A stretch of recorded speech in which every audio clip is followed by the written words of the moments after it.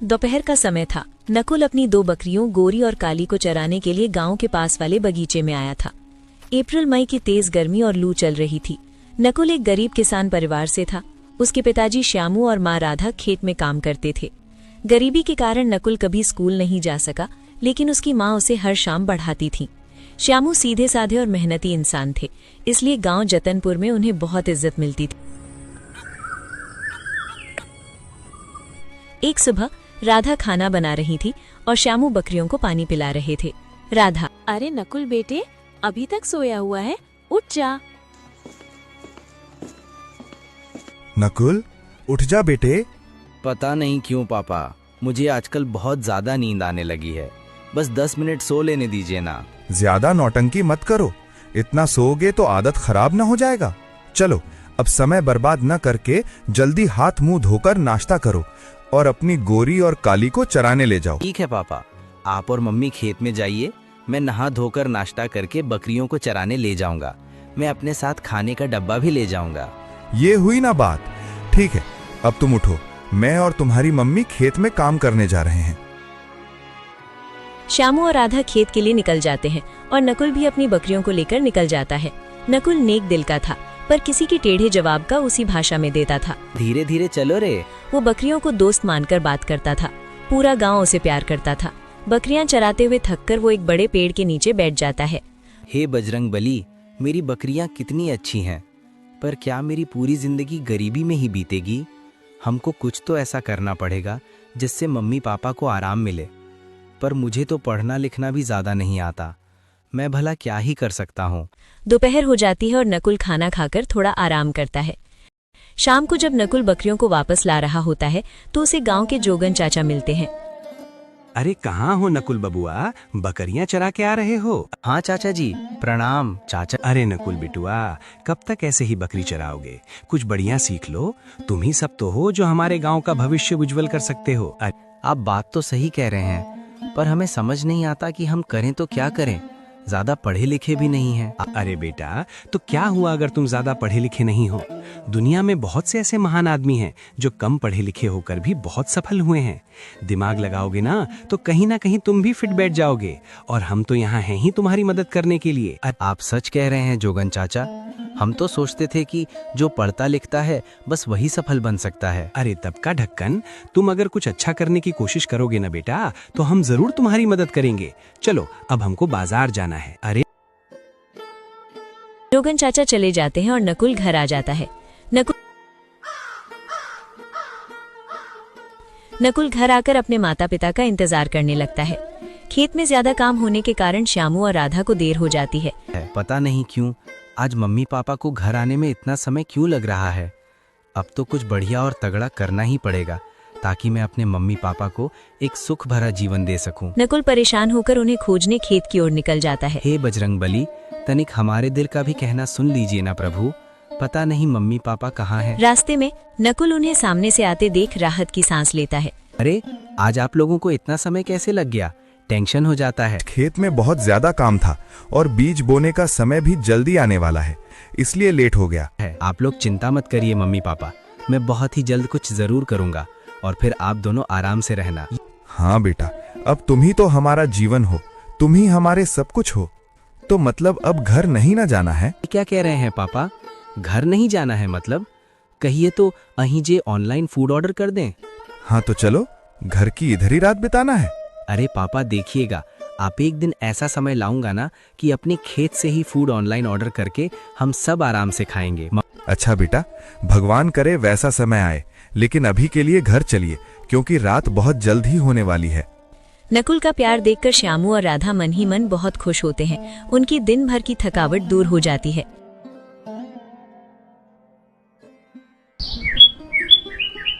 अगले दिन नकुल सुबह 5 बजे अपने आप ही उठ जाता है। अरे भगवान, आज पश्चिम से सूरज देवता उगे हैं क्या?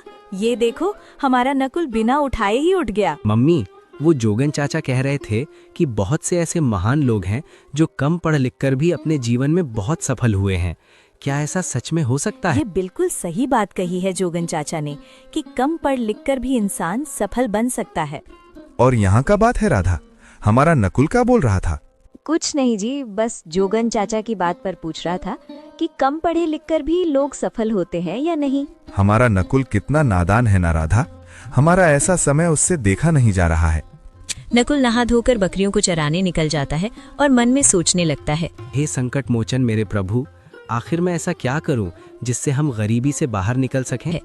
नकुल जब उस बड़े पेड़ के नीचे पहुंचा तो उसने देखा कि एक लड़की वहां अपनी भेड़ों को चरा रही है। अरे ओ मोहतरमा, कौन हो आप? अपने भेड़ों को यहाँ क्यों लेकर आ गई हो? जी मैं पास के गांव में रहती हूँ, अपने भेड़ को चराने के लिए यहाँ आई हूँ। देखिए मैडम, अगर आप यहाँ अपने भेड़ों को चराने ले आएंगी तो यहाँ मेरी बकरियाँ क्या खाएंगी? ये गांव मेरा है, कल से यहाँ मत आइएगा और अभी यहाँ से चले जाइए। अरे ओ, तुम समझते क्या हो अपने आप को? ये गांव भले ही तुम्हारा है तो क्या ये जमीन भी तुम्हारे पापा की है? तुम तो जो मन में आए वो बोले जा रहे हो। आखिर ये लड़की है कौन? इसके बोलने के स्टाइल से लगता है कि तनिक पढ़ी लिखी है। क्या हुआ, अब चुप क्यों हो गए? तोते उड़ गए क्या? सुनिए मोहतरमा जी, मेरे कहने का वो मतलब नहीं था। चलिए कोई बात नहीं, आप यहाँ अपने भेड़ों को चरा सकती हैं। देखने में तो आप पढ़ी लिखी लग रही हैं। मैं पूरे 5वीं कक्षा तक पढ़ी हूँ। धत ससुरा, हम तो सोच रहे थे कि ज्यादा पढ़ी लिखी होगी। ये तुम बात बात में सोचने क्या लग जा रहे हो? सीधा सीधा कहो ना। सोच रहा था कि तुम्हारा नाम क्या है। नकुल और वो लड़की पेड़ के नीचे बैठते हैं और एक दूसरे के बारे में बात करते हैं।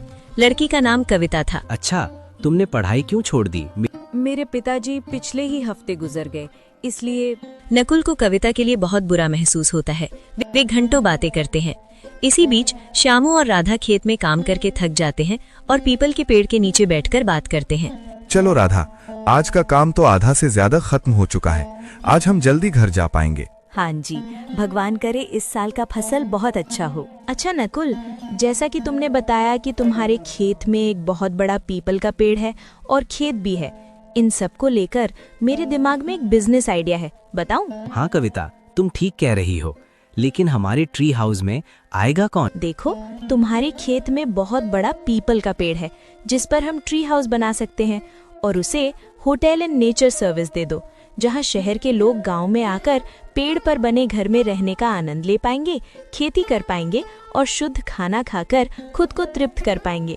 उन्हें ये सब देकर तुम कुछ पैसे इन रिटर्न चार्ज कर पाओगे। अगर ये बिजनेस चल पड़ा तो ज्यादा पैसे भी कमा सकते हो। वैसे कविता कह तो सही रही है, चलो कुछ नहीं के बदले यही करते हैं। क्या पता बजरंगबली की यही इच्छा हो। हाँ कविता, तुम ठीक कह रही हो, लेकिन हमारे ट्री हाउस में आएगा कौन? नकुल, तुम भगवान जी पर विश्वास रखो, वो जरूर तुम्हारी मदद करेंगे। उस दिन घर वापस आते वक्त नकुल अपने बिजनेस आइडिया के बारे में जोगन चाचा को बताता है। अरे नकुलवा, हमार बचवा, ये तो बहुत ही जबरदस्त बिजनेस आइडिया है। देख बेटा, ई काम स्टार्ट करने के लिए तुमको कुछ पैसों की जरूरत होगी, जो तुम थोड़े बहुत मुझसे ले लेना और बाकी के पैसे हम तुम्हें बैंक से लोन दिलवा देंगे। तुम्हारा जो खेतवा है उसमें हम ट्री हाउस बनवाएंगे। साथ ही जिन पर्यटकों को खेती में रुचि हुई तो वो लोग हमारे गांव में खेती करने का भी अनुभव ले सकते हैं। क्या पता तुम्हारी काम से हमारे गांव का प्रगति हो जाए। जोगन चाचा और नकुल मिलकर ये बात श्यामू और राधा को बताते हैं। वे सब लोन लेते हैं और ट्री हाउस बनाने का काम शुरू कर देते हैं। जल्द ही एक खूबसूरत सा ट्री हाउस बनकर तैयार हो जाता है। जिस दिन ट्री हाउस का उद्घाटन होता है, कविता अपने साथ एक आदमी को ले आती है। वर्मा जी। जी, क्या आप ही का नाम नकुल है? और क्या ये आप ही का ट्री हाउस है? जी सर, मैं ही नकुल हूँ और ये हमारा ही ट्री हाउस है। कहिए मैं आपकी क्या सेवा कर सकता हूँ? तो इस छोटी बच्ची ने हमको यहाँ आने के लिए बहुत रिक्वेस्ट किया है। हम सोचे क्यों ना यहाँ के ट्री हाउस का अनुभव ले ही लिया जाए। तो क्या सर जी, आप हमारे ट्री हाउस में रहकर उसका अनुभव लेना चाहते हैं? जी नकुल जी, आप बिल्कुल सही समझे हैं। चलिए, अब मुझसे और रहा नहीं जा रहा है आपका ट्री हाउस देखने के लिए। वर्मा जी नकुल को ट्री हाउस में ले जाता है। उसकी खिड़कियों से गांव की हरियाली दिख रही थी। लाजवाब नकुल जी, बहुत ही खूबसूरत है आपका ट्री हाउस। अच्छा, हमको यहाँ और क्या क्या मिलेगा? सर जी, रहने के लिए आपका यही कमरा होगा और खाने के लिए हम गांव का शुद्ध मिट्टी के बर्तनों में बनाया हुआ खाना। अगर आपको खेती में रुचि हो या गाय बकरियों का सेवा करना है तो आप वो भी यहाँ पर कर सकते हैं। बस इतनी ही सर्विस दे सकते हैं। आप इसे बस इतना ही कहते हैं? ये तो आपका बिजनेस पूरा एग्रो टूरिज्म को प्रमोट करने वाला है। मेरा यकीन मानिए, आप इसमें बहुत ऊंची सफलता को हासिल करने वाले हैं। सर जी, आपका बहुत बहुत धन्यवाद। अब आप यहाँ की सर्विस एंजॉय कीजिए। वर्मा जी 2 दिन रुकते हैं। उन्होंने शुद्ध खाना खाया, सुकून की नींद ली और खेती का अनुभव लिया। जाते वक्त वो नकुल को 25,000 रुपए का चेक देते हैं। सर जी, इतना बड़ा अमाउंट का चेक हम तो अपने पूरी जिंदगी में पहली बार देख रहे हैं। अरे ये तो कुछ भी नहीं है नकुल जी। मैं मुंबई शहर में एक व्यापारी हूँ और मेरी कंपनी में 250-300 एम्प्लॉय काम करते हैं। वहाँ जाने के बाद मैं उन सभी से यहाँ आने का रिक्वेस्ट करूंगा। सुनो ना कविता, एम पॉली मतलब क्या होता है? अरे नकुल, वो एमुली नहीं, एम्प्लॉली होता है, जिसका मतलब होता है वर्कर्स यानी मजदूर। सर जी, आपका बहुत बहुत धन्यवाद। आप तो खुद ही इतने बड़े बिजनेसमैन निकले, और जब आप वहाँ अपने मजदूरों से हमारे ट्री हाउस की बातें करेंगे तो वैसे हमारे ट्री हाउस का प्रचार भी हो जाएगा। सर जी, हम और हमारे गांव के जितने भी लोग हैं, हम सब आपके आभारी रहेंगे। देखिए, आपका सर्विस क्वालिटी ही इतनी अच्छी थी, कोई भी एकदम खुश हो जाएगा। अच्छा, तो अब मेरे जाने का वक्त हो गया है। सुनो कविता बिटिया, मुझे यहाँ बुलाने के लिए तुम्हारा बहुत बहुत धन्यवाद। अब मैं चलता हूँ। वर्मा जी की बात सुनकर 1-2 हफ्ते बाद शहर से उनके 2 कर्मचारी विजय और रवि गांव आते हैं। रास्ते में उनकी मुलाकात जोगन चाचा से होती है। हाय अंकल, क्या आप हमें नकुल जी के घर का रास्ता बता सकते हैं? अरे हाँ बिटवा जी, काहे नहीं बताएंगे, हम जरूर बताएंगे। चलिए सीधा आपको उनके घर ही पहुँचा देते हैं। अरे thank you so much uncle, आप कितने अच्छे इंसान हैं। बच्चों, कोई बात नहीं, आप हमारे गाँव आए हैं, आखिर आपकी मदद हम नहीं करेंगे तो और कौन करेगा। अच्छा चलो। ओ माय गॉड, ये कितना ब्यूटीफुल है। I am damn sure Ravi, हम यहाँ पर बहुत ही ज्यादा एंजॉय करने वाले हैं। यस विजय, मुझे भी एकदम सेम फील हो रहा है। वे नकुल के यहाँ पहुँचते हैं। जोगन चाचा। जोगन चाचा, ये लोग कौन है? नकुल, ये लोग शहर से आया है, तुहार बारे में पूछ रहे थे तो हम इनको यहाँ लेकर आ गए। अरे क्या आप ही नकुल जी हैं? हमें आपके बारे में वर्मा सर जी ने खूब बताया है। हम सभी उन्हीं की कंपनी में जॉब करते हैं। ओ अच्छा, तो आप सभी को हमारे यहाँ वर्मा सर जी ने भेजा है। आप सभी का हमारे इस गांव में बहुत बहुत स्वागत है। हम आपको इतनी बढ़िया सर्विस देंगे कि आप इस जगह को कभी नहीं भूल पाएंगे। इसमें तो कोई शक नहीं है नकुल जी, अब और नहीं रहा जा रहा है। प्लीज आप हमें अपने ट्री हाउस में लेकर चलें। अरे हाँ हाँ, आप दोनों पहले शांत हो जाइए, मैं अभी आप दोनों को वहाँ लेकर चलता। सुनो नकुल बेटा, वो जरा घर पर काम है तो मैं फिलहाल घर जा रहा हूँ। अगर कोई काम हो तो बेझिझक आ जाना। नकुल उन दोनों को ट्री हाउस के यहाँ ले आता है। बाहर से ही ट्री हाउस सुंदर दिख रहा था। क्या हुआ सर, आप लोगों को ये जगह कैसा लगा? ये तो कमाल का जगह है, इसकी मैं जितनी तारीफ करूं उतनी कम है। न जाने कितने दिनों बाद इतना सुंदर नजारा देखने को मिला है। दोनों के मुंह से ये सुनकर मुझे बहुत अच्छा लग रहा है। अब और न देरी करते हुए मैं आपके लंच की तैयारी करवाता हूँ, तब तक आप इस ट्री हाउस का मजा लीजिए। नकुल घर आकर राधा से उनके लिए शुद्ध खाना बनाने को कहता है। 1.5-2 घंटे बाद नकुल दोपहर का खाना लेकर पहुंचता है। तब तक आप इस ट्री हाउस का मजा लीजिए। लीजिए सर, आप दोनों के लिए शुद्ध मिट्टी के बर्तनों में बनाया हुआ खाना हाजिर है।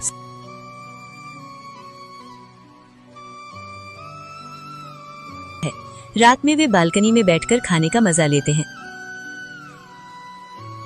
अगले दिन उन्होंने खेत में काम किया और शाम को नकुल उन्हें गांव घुमाने ले जाता है। उनका समय पूरा होने के बाद अगले दिन। सच में नकुल जी, आपने कमाल की सर्विस दी है। आपका ट्री हाउस बहुत ही शानदार है। यहाँ का एक्सपीरियंस हमारे लिए बहुत स्पेशल रहा है।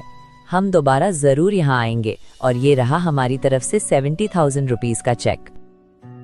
सर, इतना बड़ा अमाउंट, इतना ज्यादा रुपया? अरे रख लीजिए नकुल जी, आप इतना डिजर्व करते हैं। नकुल चेक अपनी माँ राधा को दे देता है।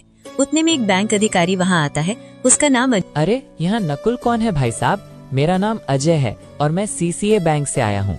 आपकी चर्चा हमारे पूरे जिला में हो रही है।